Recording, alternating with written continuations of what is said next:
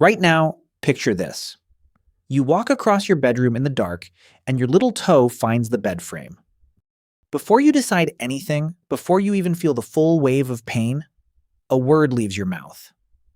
A short, ugly, four-letter word. You did not plan it. You did not choose it. It just fired. And here's the strange part. If your grandmother walked in a second later, you could switch to polite speech. So the machine that made you swear is not the same machine you use to talk. That reflex, the one that skips past your manners and your planning, is one of the oldest things a human mouth can do. It is older than writing, older than farming, maybe older than grammar itself. Today we are going to find out where it came from, and why your brain keeps a separate room for these words. You would assume swearing is a modern habit, a sign the language is going lazy, or that some people just have small vocabularies and reach for the cheap word. That is the common story. It is also wrong. The real reason we swear starts much deeper than bad manners and further back than any dictionary. To find it, we look at two things at once: what the oldest recorded curses were and what happens in your skull. Start with the brain, because that is where the mystery lives, deep in its oldest layers.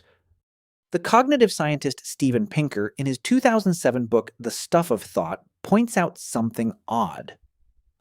A swear word and its polite twin can mean the exact same thing, yet they feel completely different. Pinker argues that is because a word carries two things at once: its plain meaning and its emotional charge. And the brain files those in different places. The plain meaning sits up in the neocortex, the layer that handles reason.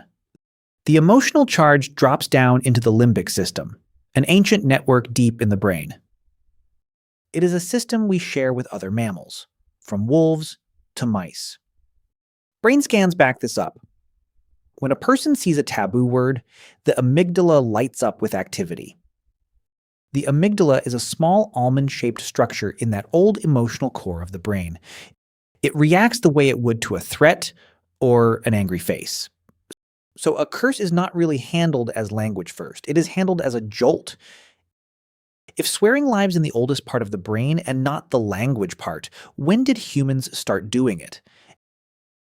And why did that wiring ever get built in the first place? Let us go to the physical evidence first. In the year 79, Mount Vesuvius buried the Roman town of Pompeii. The ash froze a whole city in place. Houses, streets, and people, all sealed for centuries. When archaeologists dug it out, they found more than 11,000 pieces of graffiti scratched into the walls. Shop fronts, tombs, private homes, bathhouses, and a lot of it is filthy. Not clever, not poetic.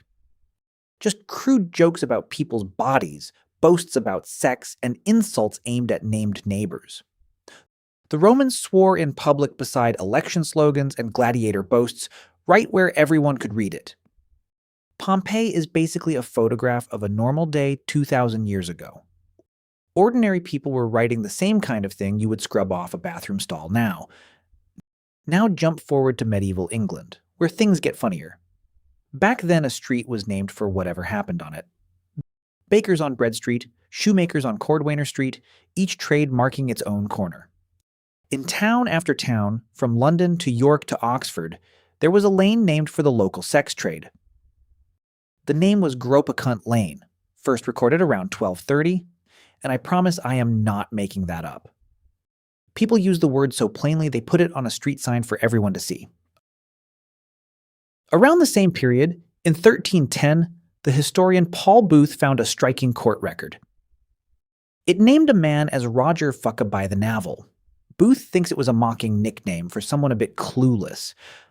Either way, it is one of the earliest uses of that word anywhere on record. In the Middle Ages, the plain body words were everyday speech, not the worst thing you could say. So which curses are actually the oldest? When linguists trace English swearing to its roots, the winners surprise you. The oldest recorded swear in English is fart, from the Old English Feortan, written down by the 1250s. In the 10th century, people used the word sard. and the Exeter book hid body riddles behind innocent answers. Notice the pattern. The most ancient curses are almost all about the body. Waste, sex, the parts we keep covered. That is where the oldest words come from. When our ancestors reached for a word to shock, they did not reach for gods or kings. They reached for the body, the one thing every human shares and is a little ashamed of. 1,000 years of language change, and we are still uneasy about the same short list of things. Honestly, same. The scholar Melissa Mohr wrote the definitive history of this, a 2013 book called Holy Charchet. The word profanity means outside the temple, and Mohr says all swearing pulls from two families of forbidden words. There is the holy, meaning oaths and religious words, swearing by God or damning someone to hell. And there is the shit, meaning the body, sex, and waste, the earthy half of cursing.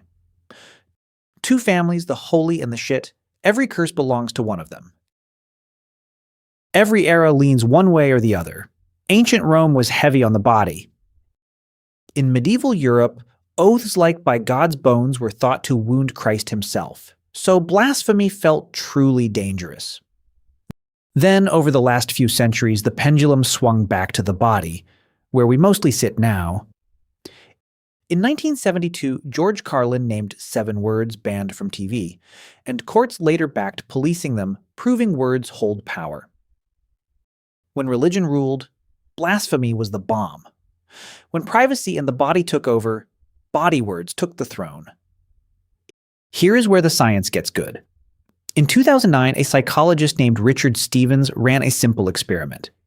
He worked at Keele University in England, testing something nobody had measured carefully before. He had 64 volunteers plunge one hand into ice water and hold it as long as they could. Half the time they repeated a swear word of their choice. The other half, a plain harmless word. Stevens expected swearing to make the pain worse, since dwelling on pain usually does. The opposite happened. When people swore, they kept their hands in the freezing water noticeably longer. Their heart rate climbed, they reported less pain, and swearing was working like a natural painkiller. This is the strange part. Swearing actually worked like a painkiller. Think about what that means. These words are not just rude noise. They plug into the body's stress and threat systems, the old fight or flight machinery. A word can change how much pain you take, though the effect fades if you swear all day. That fits with where swearing seems to live in the brain, off to one side. Most of your careful, grammatical, planned speech is built mainly in the left hemisphere. But swearing behaves differently. It leans on the right hemisphere and those deep emotional structures. Those are the same old circuits Pinker pointed at, buried deep beneath the thinking parts. The clearest evidence comes from people with Tourette syndrome, where swearing behaves in a revealing way. A small share of them, around 1 in 10, have something called coprolalia. The name means dung talk in Greek, sudden involuntary outbursts of taboo words that erupt without any choice. Researchers link this to the basal ganglia, deep brain regions handling automatic, impulsive action. The cognitive scientist Benjamin Bergen, in his 2016 book What the F, explains how these systems work. These lower systems can fire off a curse before the thinking brain even gets a vote, which is exactly what happened when you hit your toe. The word came before permission. So how much do we actually do this? The psychologist Timothy J. spent decades counting real swearing in the wild. A tiny set of about 10 words makes up around 80% of all our public swearing. Children pick up swear words almost before they can read, and Jay argues these words survive for a solid reason. A curse can carry raw emotion faster and cleaner than a polite sentence ever could. Shout one syllable and everyone within earshot instantly knows you are furious or hurt or amazed. No explanation needed. That is a compact, efficient signal, and evolution keeps signals that work. Jay describes swearing as sitting on a scale, from fully deliberate to fully automatic. Deliberate like picking the perfect word for a joke, automatic like the toe reflex. Which brings us to the myth this whole video has been circling. People love to say that folks who swear a lot must have small vocabularies. They ran out of real words, the story goes, so they grabbed the cheap ones. In 2015, Kristen and Timothy J. tested that with a standard word association test used to gauge verbal skill. They gave people 1 minute to name as many swear words as they possibly could. Then 1 minute to name as many animals, then measured overall verbal fluency. If the myth were true, the big swearers would be weak everywhere else. Instead, the opposite showed up, clear and consistent across the whole sample. The people who rattled off the most curses also named the most animals and scored high on fluency. They called it, plainly, fluency is fluency. Being good with words is being good with words. Swearing is not the sign of an empty vocabulary. It is often a sign of a full one. There is even a hint that swearing links to honesty, though here I have to be careful. In 2017, Gilad Feldman's team across 4 countries published a study linking swearing to less lying. It suggested that people who swear more tended to lie less in their daily lives. The leading idea is that swearing shows you are speaking without a filter, saying what you feel. Now, this one is debated. Other researchers found the link weaker or even reversed. So treat it as an interesting theory, not settled fact, but the argument still points somewhere useful. We keep finding swearing tangled up with real emotion and directness, not with laziness. So if these words are this old, physical, and useful, we must ask the bigger question. Why did humans start swearing at all? Here is the flip. We usually assume language came first, the calm, grammatical, human kind. And that swearing is just language gone rude, a layer of grime on something clean. But look at what the evidence actually says. Swearing lives in the old emotional brain, not the language cortex. It fires without permission, it blocks pain and spikes your heart rate. It can burst out of people who have lost ordinary speech entirely. That does not look like a decoration added on top of language. It looks like something underneath it. Long before our ancestors could form a careful sentence, they could make a loud emotional sound. A sound that meant danger, or rage, or pain. A cry with real force behind it. Swearing may be the direct descendant of that ancient cry. If so, cursing did not arrive after language. The raw vocal system it rides on may be older than grammar itself. The polite words are the newcomers. You are running very old software, so old we made little star and hash symbols to stand in for it.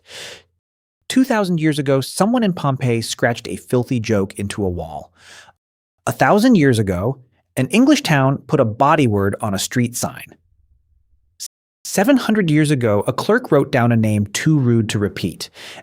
And this morning, you stubbed your toe and let one fly without thinking. Same instinct, same deep brain, same short list of body words doing the heavy lifting. When you slam your thumb in a door and a curse escapes, you are not being crude. You are firing a stress response humming inside our species longer than any language you could name. It still works, it still takes the edge off. That is why it never went away. So go back to that dark bedroom and your poor little toe. The word that jumped out felt like a loss of control, like your civilized self slipped. But it might be closer to the truth to say the exact opposite. In that half second, the oldest part of you did exactly what it was built to do. It reached past your manners, grabbed the fastest tool it had, and used sound to fight pain. We did not start swearing because we were careless with language. Far from it. We started because feeling came before grammar, because the body needed to shout before it could explain. And that need never went quiet. It is still there, right under your polite voice. Still there, waiting for the very next corner of the bed frame. Every study and name in this video is in the description if you want to dig in. If you have got a favorite old curse, drop it in the comments below. And next time, why we cannot stop saying sorry. I will see you then.